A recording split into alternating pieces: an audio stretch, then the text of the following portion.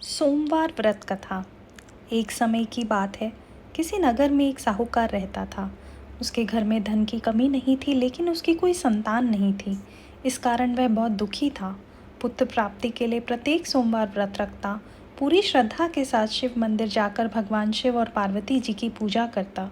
उसकी भक्ति देखे एक दिन माँ पार्वती प्रसन्न हो गईं और भगवान शिव से उस साहूकार की मनोकामना पूर्ण करने का आग्रह किया।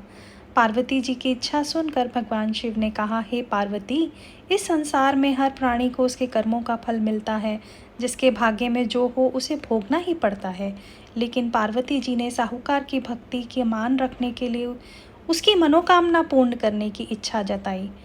माता पार्वती के आग्रह पर शिवजी ने साहूकार को पुत्र प्राप्ति का वरदान तो दिया, लेकिन साथ ही यह भी कहा कि उस बालक की आयु केवल 12 वर्ष होगी।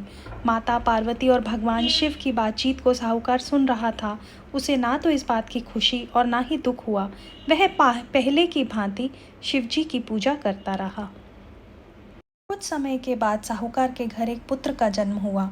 जब वह बालक 11 वर्ष का हुआ तो उसे पढ़ने के लिए काशी भेज दिया गया।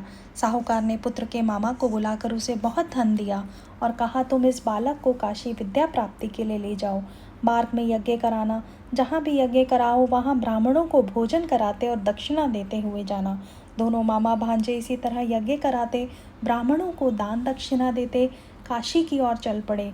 रात में एक नगर पड़ा जहाँ नगर के राजा की कन्या का विवाह था, लेकिन जिस राजकुमार से उसका विवाह होने वाला था वह एक आंख से काना। राजकुमार के पिता ने अपने पुत्र के काना होने की बात को छुपाने के लिए एक चाल सोची। साहूकार के पुत्र को देखकर उसके मन में एक विचार आया। उसने सोचा, क्यों ना इस लड़के को दूल्हा बनाकर राजकुमारी से इसका विवाह करा दूं। विवाह के बाद इसको धन देकर विदा कर दूंगा और राजकुमारी को अपने नगर ले जाऊंगा। लड़के को दूल्हा के वस्त्र पहनाकर राजकुमारी से विवाह करा दिया गया, लेकिन साहूकार का पुत्र ईमानदार था। उसे यह बात न्याय संगत नहीं लगी। उसने अवसर पाकर राजकुमारी की चुन्नी के पल्ले पर लिखा, तुम्हारा विवाह तो मेरे साथ हुआ है, लेकिन जिस राजकुमार के संग तुम्हें भेजा जाएगा वह एक आंख से काना है। मैं तो काशी पढ़ने जा रहा हूँ। राजकुमारी ने चुन्नी पर लिखी बातें पढ़ी तो उसने अपने माता पिता को यह बात बताई।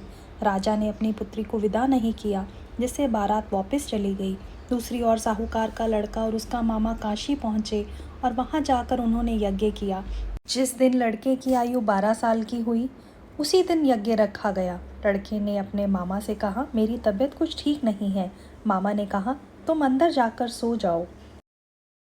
शिवजी के वरदान अनुसार कुछ ही देर में उस बालक के प्राण निकल गए। मृत भांजे को देख उसके मामा ने विलाप शुरू किया।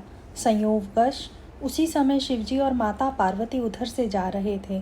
पार्वती ने भगवान से कहा, स्वामी, मुझे इसके रोने का स्वर सहन नहीं हो रहा। आप इस व्यक्ति के कष्ट को अवश्य दूर करें। जब शिवजी मृत बालक के समीप गए तो वह बोले, यह उसी साहूकार का पुत्र है जिसे मैंने 12 वर्ष की आयु का वरदान दिया। अब इसकी आयु पूरी हो चुकी है।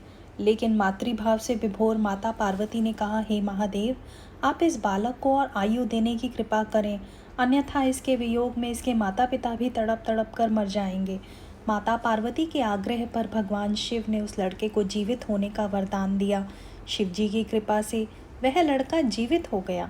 शिक्षा समाप्त करके लड़का मामा के साथ अपने नगर की ओर चल दिया। दोनों चलते हुए उसी नगर में पहुँचे जहाँ उसका विवाह हुआ। उस नगर में भी उन्होंने यज्ञ का आयोजन किया। उस लड़के के ससुर ने उसे पहचान लिया और महल में ले जाकर उसकी खातिरदारी की और अपनी पुत्री को विदा किया। इधर साहूकार और उसकी पत्नी भूखे प्यासे रहकर बेटे की प्रतीक्षा कर रहे थे। उन्होंने प्रण कर रखा था कि यदि उन्हें अपने बेटे की मृत्यु का समाचार मिला तो वह भी प्राण त्याग देंगे, परंतु अपने बेटे के जीवित होने का समाचार पाकर वह बेहद प्रसन्न हुए। उसी रात भगवान शिव ने व्यापारी के स्वप्न में आकर कहा, हे श्रेष्ठी, मैंने तेरे सोमवार के व्रत करने और व्रत कथा सुनने से प्रसन्न होकर तेरे पुत्र को लंबी आयु प्रदान की है। इसी प्रकार जो कोई सोमवार का व्रत करता है या कथा सुनता और पढ़ता है उसके सभी दुख दूर हो जाते हैं और समस्त मनोकामनाएं पूर्ण होती हैं। ओम नमः शिवाय।